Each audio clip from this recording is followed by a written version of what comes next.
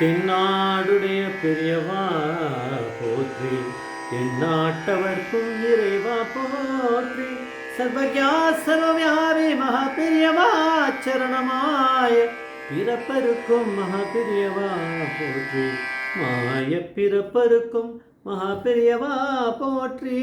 அபார கண சிந்தும் ஞானம் சாத்திருப்பணும் ஸ்ரீ சந்திரசேகர குரும் பிரபாம தானவ கலியுக தெய்வம் காஞ்சிமான் யூடியூப் சேனல் பிரத்யேகமாக மகாபெரிய பக்தர்களுக்கு ஏற்பட்டு கொண்டிருக்கும் அனுபவங்களை ஒவ்வொரு நாளும் ஒரு அனுபவம். ஒரு தலைப்பு, அனுபவத்தோட தலைப்பு உன் தாயாரை பற்றி கவலைப்படாதே, உன் தாயாரை பற்றி கவலைப்படாதே.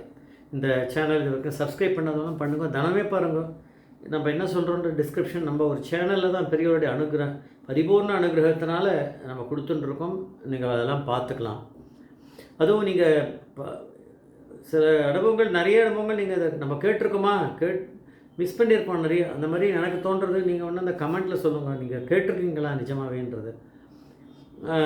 இதை வந்து டாக்டர் சிஎஸ் ராமநாத சிவாச்சாரியார் அப்படிங்கிறவர், அவர் வந்து ஒரு சின்ன பையனாக இருக்கும்போது மகாபெரியவர்களுக்கு கைங்கரியம் பண்ணியிருக்கார். இருந்தாங்க அங்கே அணுக்கு தொண்டராக இருந்து நல்ல ஒத்தாசை பண்ணி பெரியவ பக்கத்துலேயே இருந்து பண்ணியிருக்கார். இவருடைய சின்ன வயசில் அணுக்கு தொண்டராக இருந்தபோது ஒரு நாள் வந்து சொல்கிறார், ஒரு 8 மணிக்கு சந்திரமௌலி பூஜை ஆரம்பித்து 11 மணி கருத்தால் அப்போ வந்து முடிஞ்சிருக்கு. பக்கத்தில் இருக்க ஒரு சிஷ்யர்கிட்ட பெரியவா சொல்கிறாலாம், வெளியில் வெயிலில் நிறைய பேர் தரிசனத்துக்கு நின்றுட்டுருக்கா, அவளுக்கெல்லாம் தாகசாந்திக்கு மோர் கரைச்சி கொடுக்கறதுக்கு ஏற்பாடு பண்ணு அப்படின்னாலாம். நிஜமாகவே வெளியில் யாரோ அங்கே நின்றுட்டுருக்காளா, அது எப்படி பெரியவாளுக்கு அங்கே தெரியும்னா, பெரியவா தான் பரமேஸ்வரன் திருப்பி எதுக்கு சொல்கிறோம் தான் அது பண்ணி அவளுக்கு தாகத்துக்காக நின்றுட்டுருக்காளாம் மடத்துக்கு வெளியில் சில பேர். அது எப்படி பெரியவாளுக்கு தெரியும், அவளுக்கெல்லாம் கொடுத்துருக்கா. இதெல்லாம் நடந்தது. அப்புறம் வந்து பாடசாலை குழந்தைகள் ஒன்று வந்திருக்கு.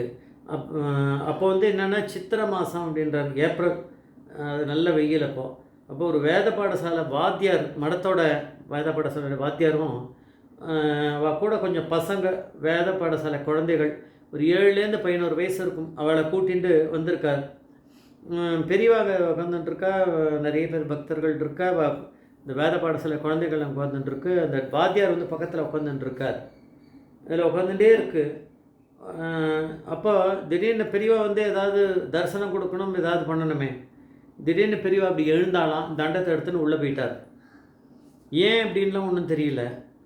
வேத பாடசாலை குழந்தைகள் வந்தால் பெரியவா தான் அனுகிரகம் நிறைய பண்ணுவாளே, ஏன் போனார் என்னன்னு தெரியல. உள்ளே போனால் அந்த ரூமில் பெரியவா வந்து ஒரு தூண் மேலே சாஞ்சிட்டு தண்டத்தை கையில் பிடிச்சிட்டு ஒரு கையில் ஒரு காலை மடக்கின்னு இருக்கார், ஒரு காலை நீட்டிண்டு உட்காந்துருந்தாராம் கண்ணை மூடிண்டு.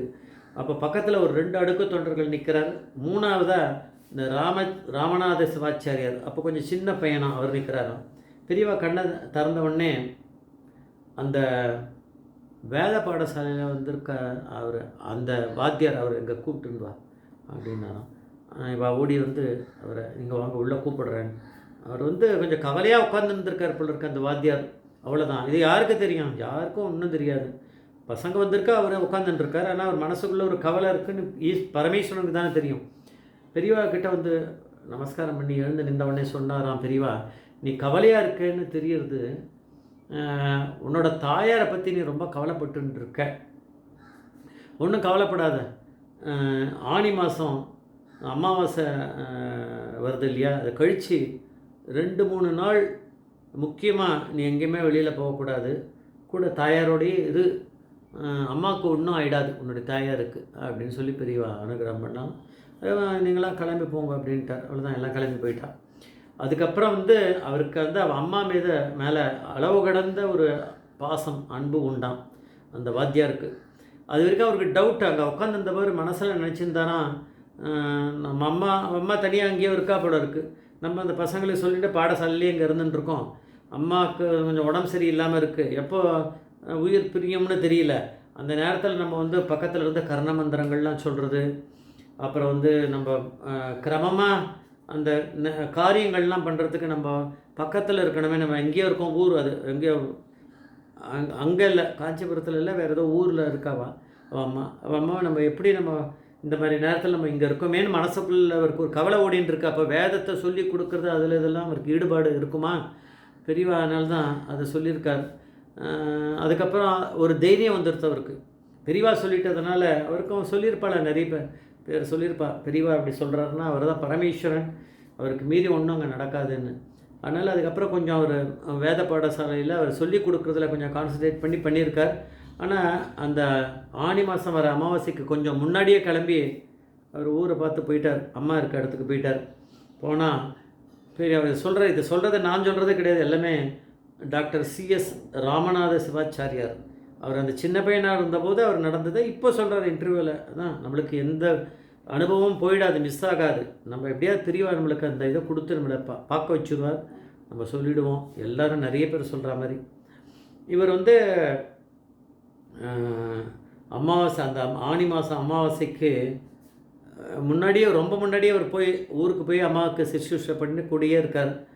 அந்த அமாவாசை முடிஞ்சு 3ஆவது நாள் அவன் அம்மாவோட உயிர் பிரிஞ்சிருக்கு. அப்போது பெரியவா எப்படி சொல்லியிருக்கா, அவனுடைய தாயாரை பற்றி கவலைப்படாதேன்னு சொன்னதோட ஆனி மாதம் அமாவாசை அதுக்கப்புறம் ஒரு 3 நாள் நிச்சயமாக நீ கூடியேறு அப்படின்னு பெரியவா சொல்லியிருக்காங்க. அந்த 3ஆவது நாள் தான் அவள் தாயாரோட உயிர் போயிருக்கு, அந்த வேத பாடசாலை வாத்தியார். இப்போ பெரியவா அப்படிங்கிற ஒரு பரமேஸ்வரன் எப்படி நம்ம சொல்லாமல் இருக்க முடியும்? ஜெய் ஜெய்சங்கர ஹரிசங்கர மகாபிரிய பாதமே சரணம், மகாபிரிய பாதமே சரணம்.